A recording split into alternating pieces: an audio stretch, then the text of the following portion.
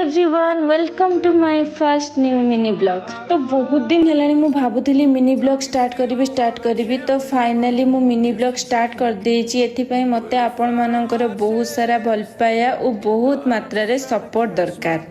तो मॉर्निंग रो व्यू एते सुंदर थिला जे मु सेठु देखिकिना मते आसिया पई जम्मा भी इच्छा हलानी। तो किछि टाइम मु सेठी रही देखिया परे फटाफट मु बाथरूम गली और फ्रेश हेकी पळे आसली। तो फ्रेश हेकी आसारिया परे जेतेबेले मु किचन गली सब प्रकार परिया देखि मते मिक्स वेज खाया पई इच्छा हला। तो मॉर्निंग ब्रेकफास्ट रे मु रोटी और मिक्स वेज खाइली।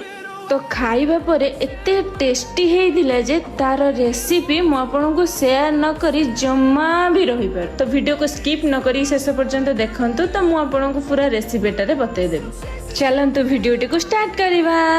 तो आपनको पाखरे जहाँ भी वेजिटेबल थिबो आपण नै परिबे टमाटो आ भेंडी को छाड़ी की। मो पाखरे जहाँ भी वेजिटेबल थिला मु से सबरु किछि किछि नेछि। आपण नहीं परिवा को लंबा लंबा करी काटी ताको तेल रे किछि टाइम पे फ्राई करनेबे। तो फ्राई हो सारिया परे अल्प किछि बादाम छोट खंडे अदा 3-4 पाखुड़ा रसुण आ गोटे कंचा लंका आ अल्प किछि पानी नै ताको भल भाबे पेस्ट करनेबे।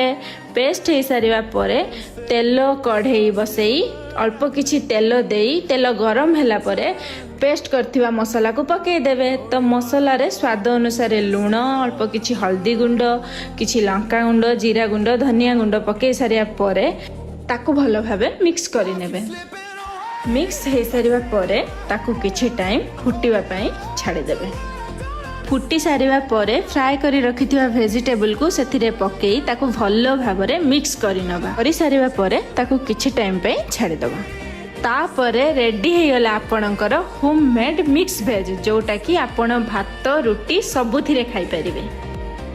वीडियोटी भल लागिथिले लाइक कमेंट शेयर निहाती करंतु। देखा अब नेक्स्ट ब्लॉग रे। रहिली जय जगन्नाथ।